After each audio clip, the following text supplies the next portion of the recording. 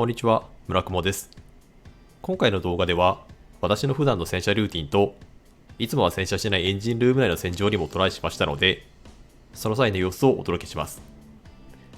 合わせて使用している洗車道具も紹介していますが、他にもこんなアイテムがおすすめなどがあれば、コメント欄で教えていただけると幸いです。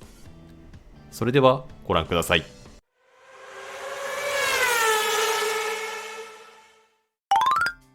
まずは洗車前の状態です。私の場合、洗車の頻度としては3週間に1回くらいで、常に手洗い洗車を実施しています。そのため、そこまでひどい状態ではないですね。ホイールに関しても、ティクセルの低ブレーキダストのパッドへの交換と、円形ホイールのカラーがガンメタであるため、そこまで汚い状態ではないですね。ブレーキダストやホイール交換に関しては、過去動画で紹介していますので、そちらご覧いただけるとありがたいです。今回動画を撮ろうと思ったきっかけは、このエンジンルームですね。実のところ、私の洗車ルーティンの中に、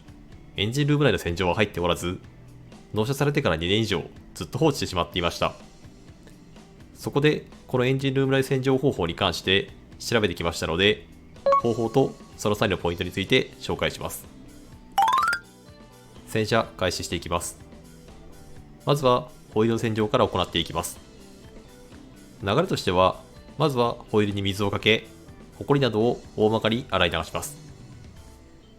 その後、こちらのスナックス製のブレーキダストの洗浄剤をホイールに吹き付けます。これを用いることで、ブレーキダストがホイール表面から浮き上がってきます。数分放置し、ブレーキダストが浮き上がったのを確認すると、細身のスポンジをホイールのスポークに差し込み、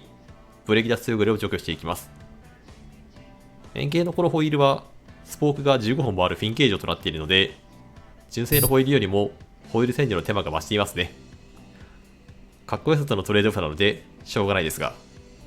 スポンジでの洗浄作業が終わった後は、泡をバケツの水で洗い流し、ホイールの洗浄は終了ですね。その後、タイヤの洗浄を行っていきます。ミシュランのタイヤの特性なのか、しばらく走行すると、タイヤの表面が茶色くなってくるので、この作業の実施で洗車後の仕上がりが結構変わってきます。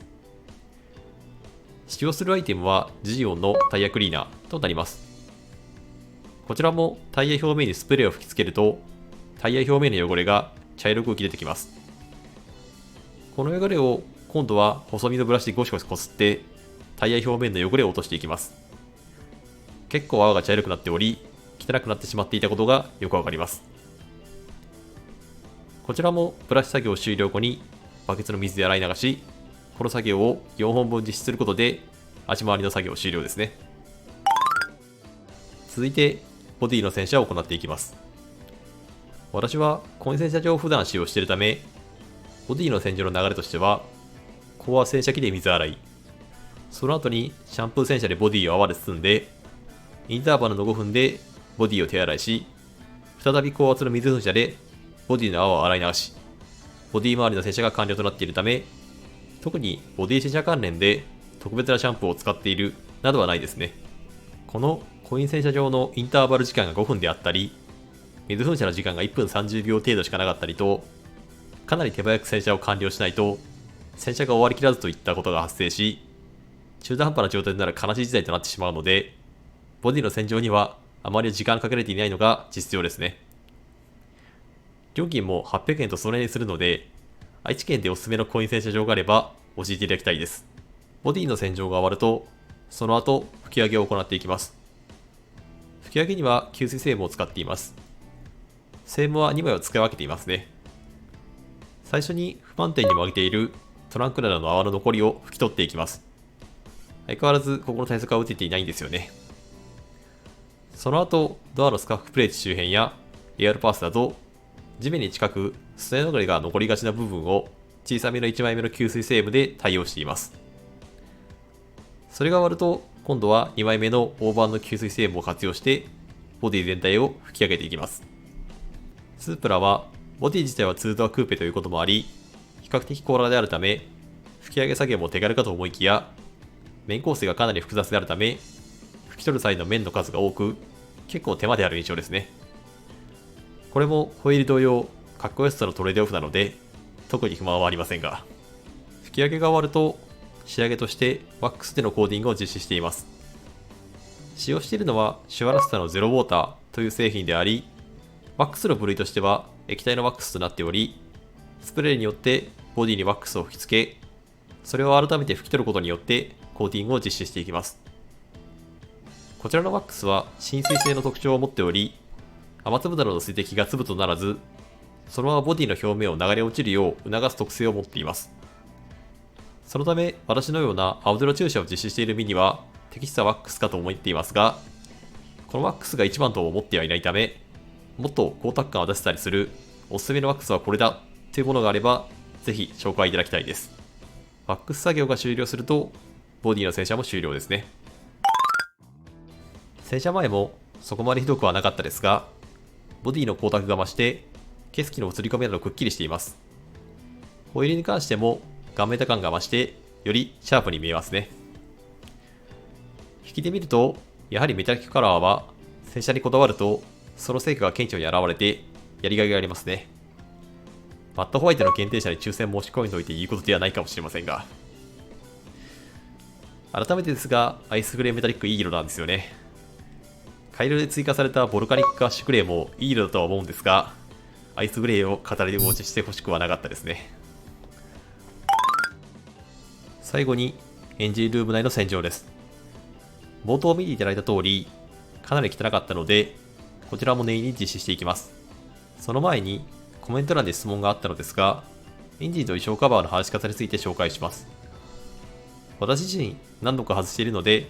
今となっては結構ガバッと外れますが、衣装カバーはご覧の通り4点のボスタによって固定されているのが裏側の吸音材の形からお分かりになるかと思います。この相手側はエンジン本体側の四隅のご覧の位置であることがお分かりになるかと思います。そのため衣装カバーを再び被せる際は、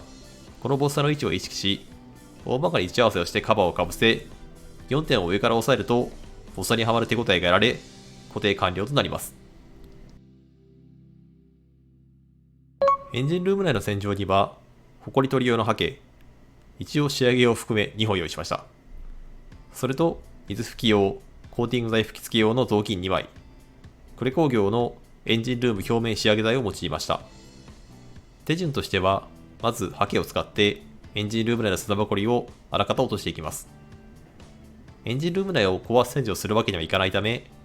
結構砂ぼこりなどが堆積しており、後の工程の効率アップのためにも必要となります。ハケによりあらかたホコリを落とせたら、次は雑巾を使って水拭きを行っていきます。エンジンルーム内の洗浄は基本的に目に見入れている樹脂系のパーツしか実施できませんので、水拭きの雑巾によって大抵の汚れを落としきることができ、状態によってはこれを実施するだけでもエンジンルーム内はかなり綺麗になるかと思います。最後の仕上げとしてクレ工業の表面仕上げ剤を使います。こちらはご覧の通りムース状の泡が出てきますので、こちらを仕上げ用の雑巾に吹き付け、樹脂パーツの表面に塗り込んでいくことで、油汚れを落とすと同時に表面に皮膜を形成し、エンジンルーム各部品の光沢を復活する効果があります。同様の作業を衣装カバーにも実施していきます。スープラのエンジンルーム内は、この衣装カバーが大部分を占めているため、こちらが綺麗かどうかでかなり仕上がりが異なってきます。流れとしては、先ほどと同様に雑巾で水拭きし、大まかな汚れを落としていき、仕上げ剤を塗布し、光沢を復活させていきます。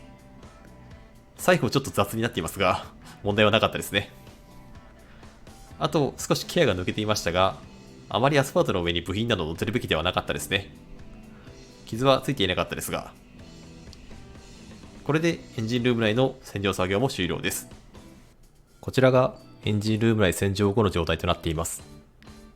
ご覧の通り、金属部品だけでなく、樹脂部品も半艶の光沢となっており、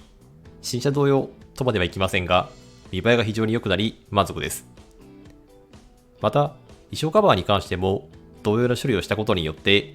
同様に半艶の状態となっており、今回の洗浄効果が一番現れているところかと思います。1点注意点ですが、衣装カバーの表面は結構ザラザラした質感となっているため、拭き取り用の雑巾が毛羽立っていると、繊維が絡んでしまうため、雑巾選びには注意が必要です。エンジンルーム内の洗浄は、オイルモネラなど異常に気づくきっかけにもなるので、毎回とは言えないまでも、間隔を決めて定期的に実施していこうと思いました。方法が参考となれば幸いです。今回の動画の内容としては以上となります。このチャンネルでは他にも、新型車の情報や、愛車のスープラ関連の DIY 情報の発信を毎週行っております。自動車好きの方の参考となる情報を発信していけるよう努めていきますので、動画の高評価とチャンネル登録のほどよろしくお願いいたします。また、動画内で実施してほしい企画などありましたら、コメント欄までよろしくお願いいたします。それではご視聴ありがとうございました。